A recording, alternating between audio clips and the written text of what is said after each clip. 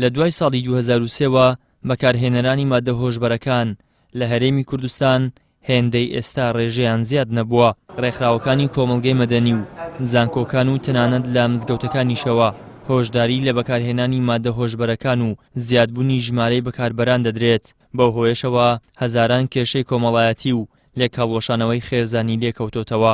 ئەمە لە ڕووە دەرونیەکەوە بەڕاستی وەکو نەخۆشیێک ماملە لەگەڵ دەکەین کە ئەو نەخۆشیە بە زمانی ئینگلیزی پێ دەڵێن substance use disorder، واتە نەخۆشی بەکارهێنانی مادەکان، کە تەمان ئەو نەخۆشیش وەکو هەموو نەخۆشیەکانی تر کۆمەڵێک نیشانەی هەیە. تەمان یەک لەو نیشانانە ئەوەیە کە کەسەکە ناچارە مادەکە بەکاربێنێ بۆ ماوەیەکی دوور و درێژ بە بەردەوامی، لەگەڵچی کە دەزانی و ئاگادارە لە زەرور زیانی ئەو مادەیە لەسەر خۆی، لەسەر تەندروستی، لەسەر لایەنی کۆمەڵایەتی، لەسەر لایەنی پیشەیی، و هەروەها کاتێک کە کەسەکە بۆ ماوەیەکی کورتواز لەو مادەیە دەینی کۆمەڵێک نیشانەی دەرونی و جەستەیی خراپی لەسەر بەدیار دەکەوی. مادە هۆشبەرەکان بە هەر شتێک دەگوترێ، شل بێت یان خام بێ، ینی وەکو مادەی خام بێ یان دروست کراو بێت کەوا کەسەکە بۆ غەیری مەبەستی پزیشکی کەسێک سەرخۆش بکات یان هۆشی ببات یان ئاگای لە خۆی نەمێنێت یان بیخاتە نەشوەیەک، ئەوانە هەموویان حکمەکەیان حرامەوە لە شریعەتی ئیسلامدا ڕێگەی پێ نادرێت.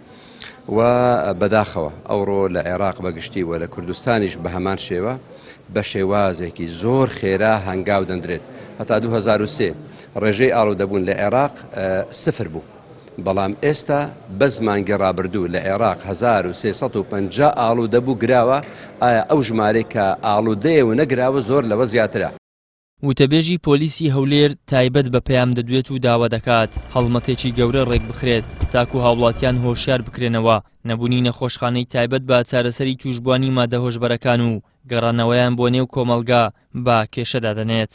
داوا دەکەین کەوا هەڵمەتێکی گەورە ساز بکرێ لە هەموو لایەکەوە بە هەموو تاکێکی کۆمەلگا کەوا ئەو حاڵاتەوە ئەو دیاردەیە کەم بکرێتەوە تاکو نەبێتە هۆی ئەوەی کەوا دواتر لە دەست دەرچێ و نەتوانین کۆنتڕۆلی بکەین. دەبێت نەخۆشخانەیەش بکرێتەوە وەکو لە یاسای مادەی هۆشبەرەکان ساڵ 2020 دانراوە کەوا هەموار کراتەوە پێویستە نەخۆشخانەیەکی تایبەت دابدرێتەوە ئەو کەسانێکەوە تووشی ئاڵودەیی بووینە دەبێت حکوومەت ئەرچیان بچێشیتن بە مانگەکی بۆ ئەوەی کە بەیەکجاری واز لەو ئیدمانی بین و چارەسەر بکرێتن.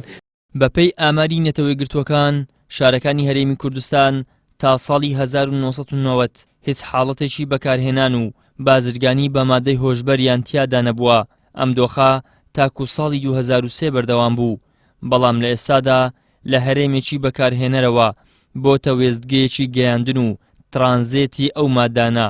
تەنانەت لە 6 مانگی سەرەتای ئەم ساڵدا 1215 کیلۆ مادەی هۆشبەر دەستی بەسەردا گیراوە.